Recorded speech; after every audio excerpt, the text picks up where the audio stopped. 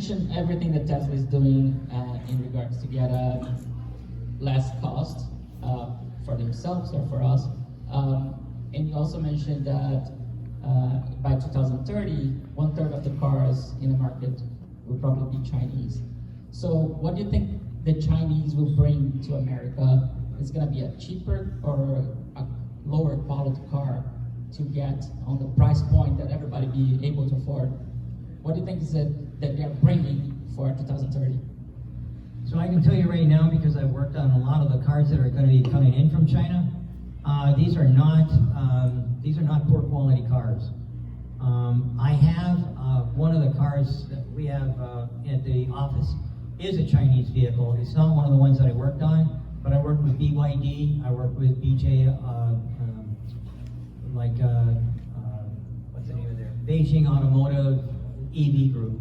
I worked with them. Their cars, the Neo, the Geely cars. I mean, I would do workshops that had 500 people in a tiered audience learning how to use our techniques, and we only worked on electric vehicles.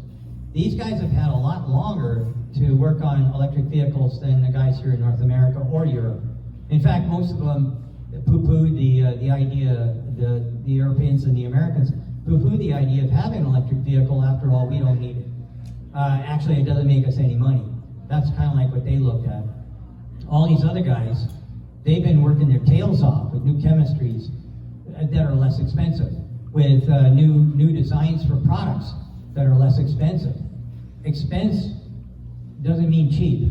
Just because I make something that's less costly doesn't necessarily mean it's bad quality. As a matter of fact, if you add more things, if you add more bolts and nuts and whatnot, actually the quality goes down. So what you're going to keep once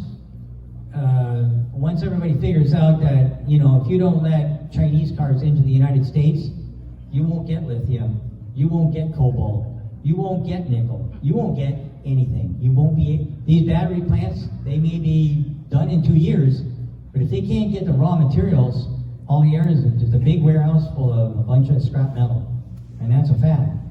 So that's going to force Biden or whoever's in power to say, okay, well, you can bring your cars in, but we need this other stuff until we can.